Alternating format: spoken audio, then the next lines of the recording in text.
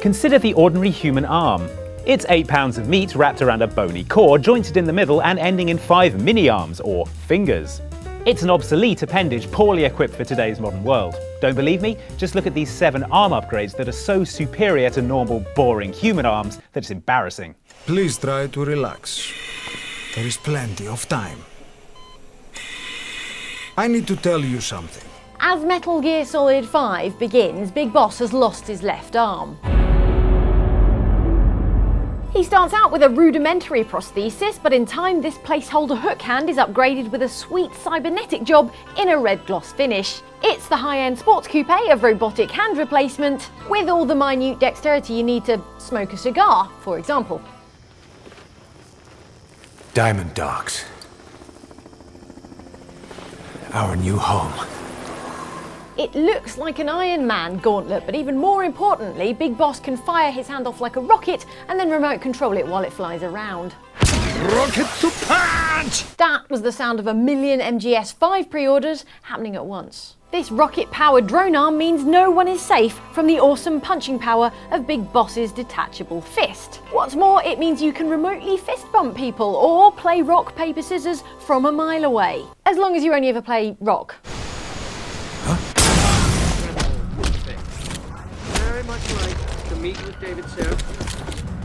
FYI, an arm made of human meat will fetch $385 on the black market. You can't even buy an Xbox One for that. Adam Jensen's nano-ceramic arm prosthesis, on the other hand, costs more than if it were made from papier-mâché from the Mona Lisa.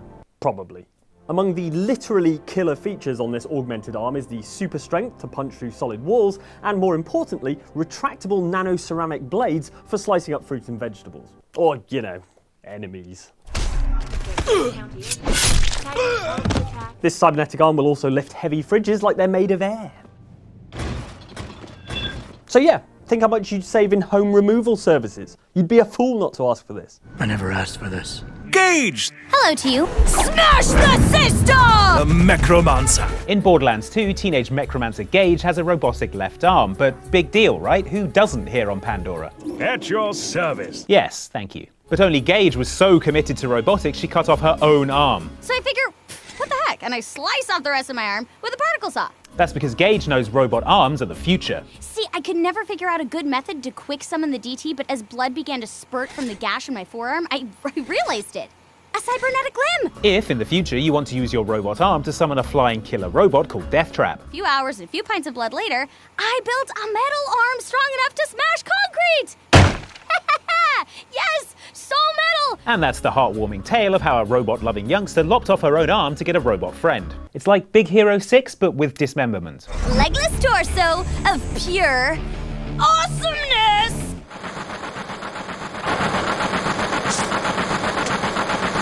Final Fantasy VII's resident Mr. T impersonator, Barret Wallace, has one of the more impractical prosthetics on this list. After having his arm shot off by Shinra executive Scarlet, Barret picks a Gatling gun to replace it, rather than, you know, something that would allow him to operate a door handle. This is a man who is a caregiver for a 4-year-old child.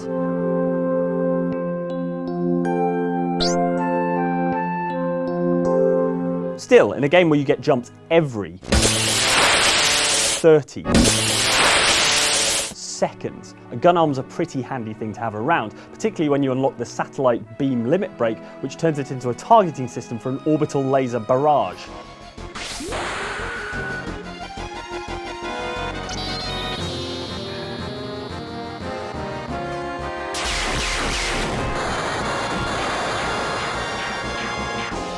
Barret's final limit break is called Catastrophe, which is presumably just him absent-mindedly picking his nose with that thing.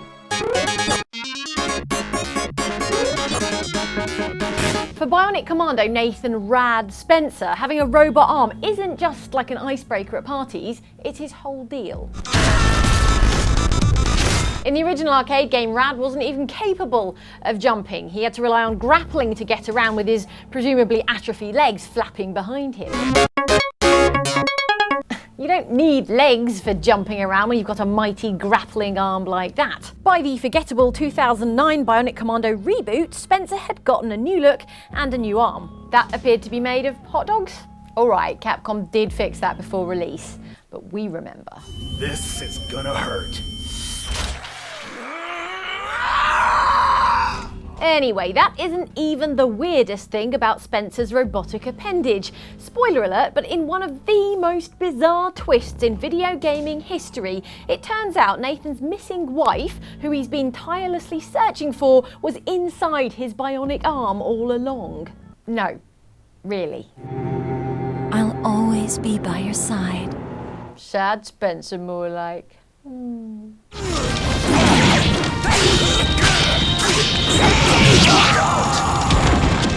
Stalwart of Soul Calibur and Tekken Yoshimitsu has a mechanized prosthetic arm which comes in pretty handy in normal combat.